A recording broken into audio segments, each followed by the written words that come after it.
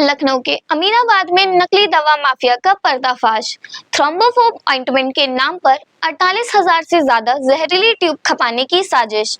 4 बड़े कारोबारियों पर एफआईआर। आप देख रहे हैं एजीआई न्यूज। क्या आप या आपके परिवार में कोई व्यक्ति चोट, सूजन या नसों के दर्द में इस्तेमाल होने वाली थ्रोम्बोफोब ऑइंटमेंट क्रीम खरीद रहा है? तो संभल जाइए।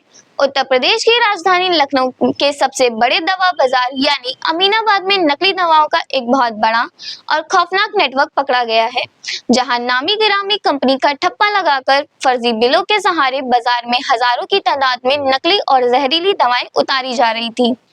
खास सुरक्षा एवं औषधि प्रशासन की कड़क जांच के बाद अमीनाबाद थाने में 4 बड़े दवा कारोबारियों के खिलाफ मुकदमा दर्ज कराया गया है।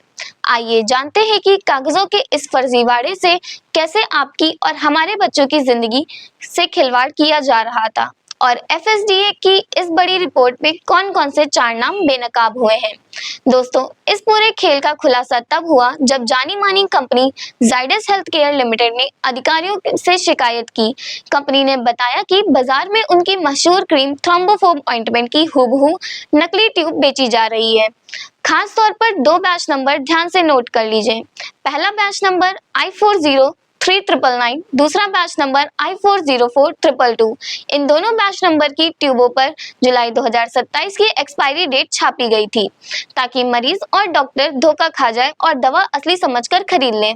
अब समझिए कि यह दवा माफिया कागजों के सहारे नकली माल को बाजार में कैसे खपाता था।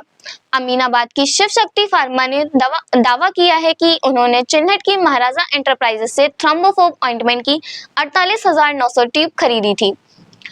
फिर अफसरों की आंखों में धूल झोंकने के लिए उन्होंने एक फर्जी पर्चा बनाकर दिखाया कि 24,000 ट्यूब उन्होंने वापस कर दी है। लेकिन जब ड्रग इंस्पेक्टरों ने छापा मारा और कहा हमें असली बिल दिखाओ और गोदाम में रखा स्टॉक दिखाओ, तो कारोबारियों के पसीने छूट गए।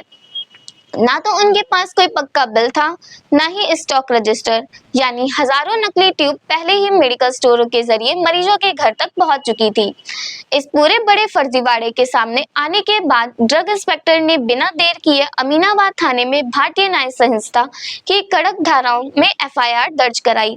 जिन 4 फार्मों और उनके मालिकों पर मुकदमा दर्ज हुआ है, उनके नाम है राकेश कुमार, अविनाश चौधरी, ऋषभ कश्यप और सनी कश्यप।